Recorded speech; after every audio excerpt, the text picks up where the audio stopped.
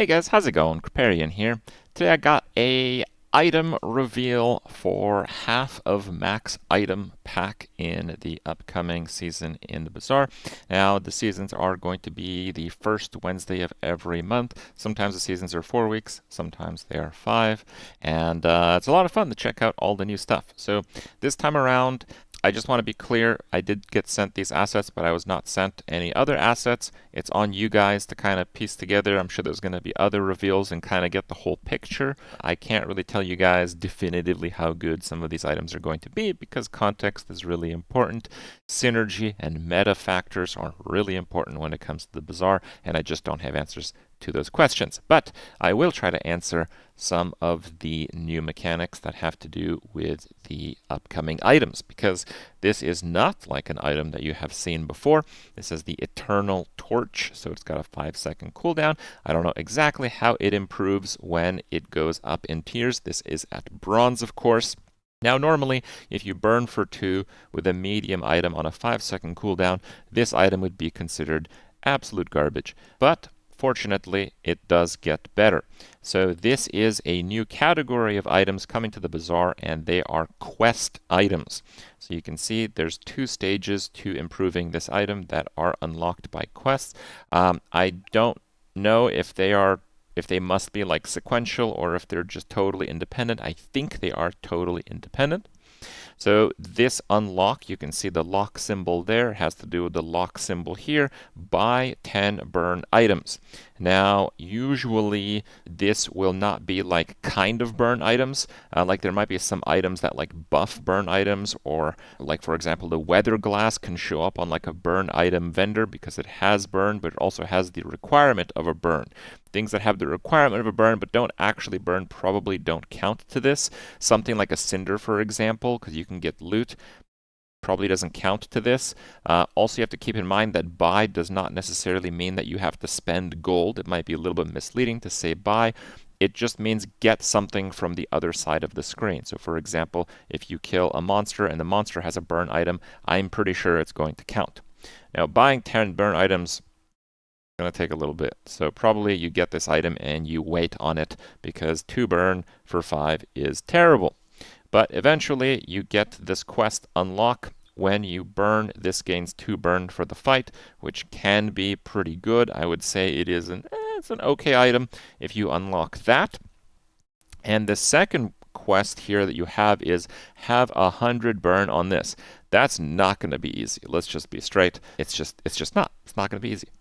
But I have been told by the Tempo team that this part here can actually activate in combat. The quest requirements can be activated in combat. Normally, whatever happens in combat, unless it says permanent, it is just temporary.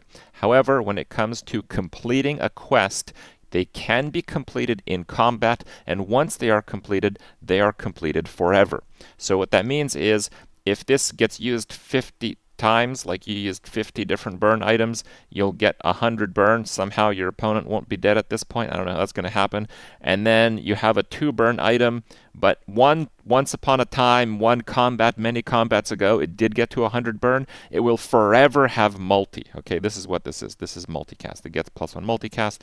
So eventually, I imagine this item obviously gets better with tiers, but it burns for an amount. Whenever you burn, it gets additional burn, and after you've unlocked this, honestly, not that easy to complete reward here, it'll have multicast. And with multicast, it's probably going to be a pretty good burn item. Now, burn mac right now works pretty well just because of the fire claw, but it is pretty competitive. Medium item does have to be, it has to have its worth, and I think this will probably make it. Again, we don't know a lot of factors, but probably it would, I would imagine. We have another item here.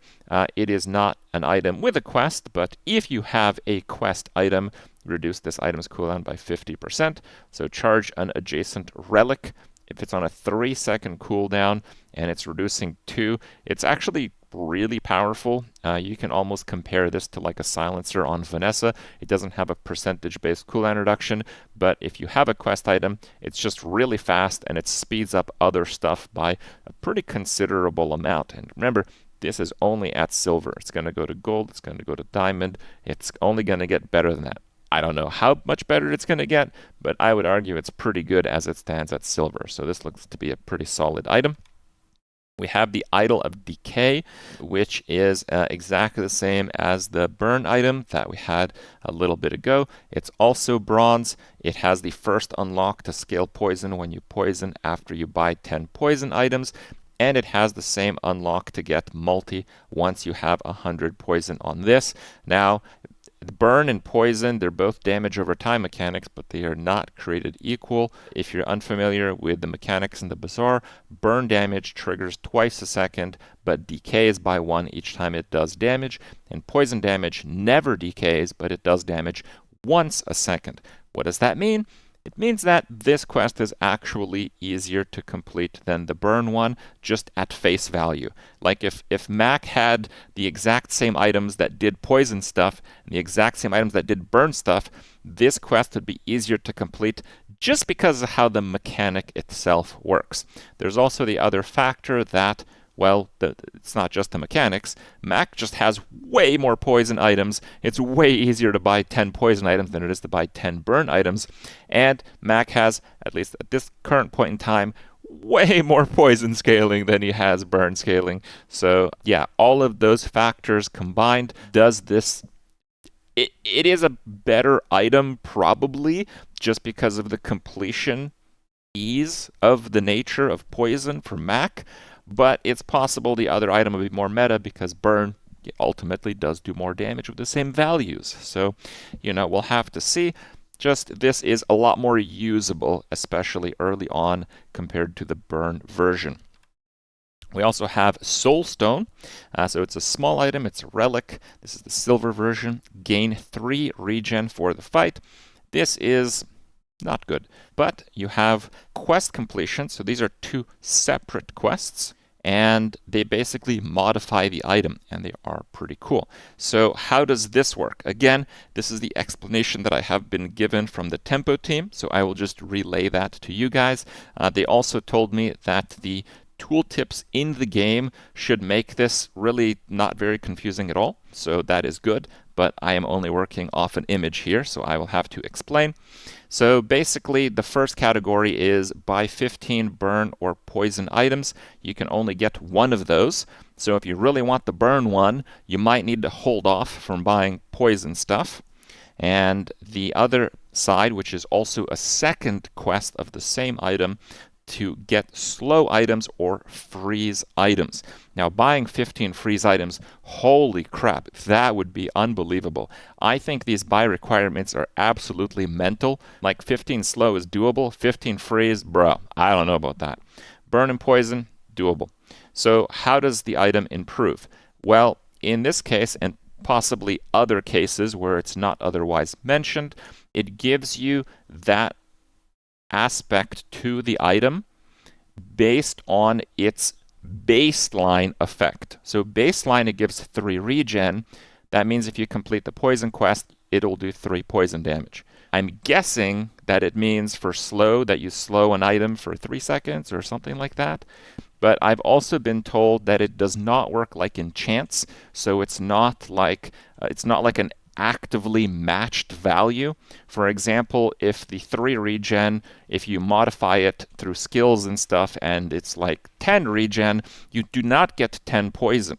You just get the 3 poison. You have to scale it separately.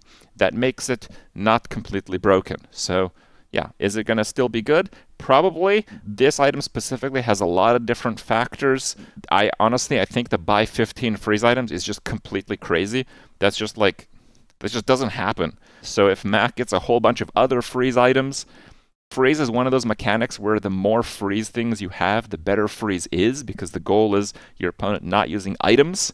So yeah, it looks kind of okay, but there's some really big other factors that are currently unknown that could swing this to be like a crazy item, of course.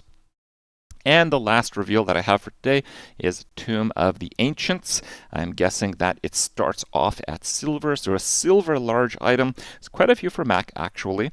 You gain regen on a 7-second cooldown. It has plus multicast for each other relic that you have. Currently, there's only like one item that interacts with relics significantly.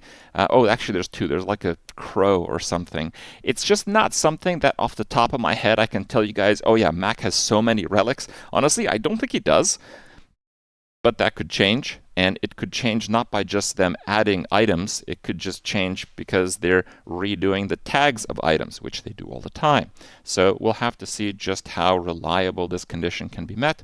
And its quest conditions have to do with your other quest conditions. So complete 2 quests on other items. So you get a poison value. It's going to be 5 poison based on what I've been told, which is pretty bad, but if you have lots of relics, is pretty good. And the other one is complete 4 quests on other items for a freeze effect. I mean, it can't be a 5-second freeze with multi, right? It just can't. It's almost certainly a 1-second freeze, I would guess. We also have items that actually have half-second freezes, so it's kind of one of those things where we have to just see where it's going to land. On that case, this item has a huge range of pretty good to insanely overpowered. But as with all new patches and new seasons in the Bazaar, we'll have to see the whole picture when the patch hits live servers. Hope you guys enjoyed my review, and we'll see you next time.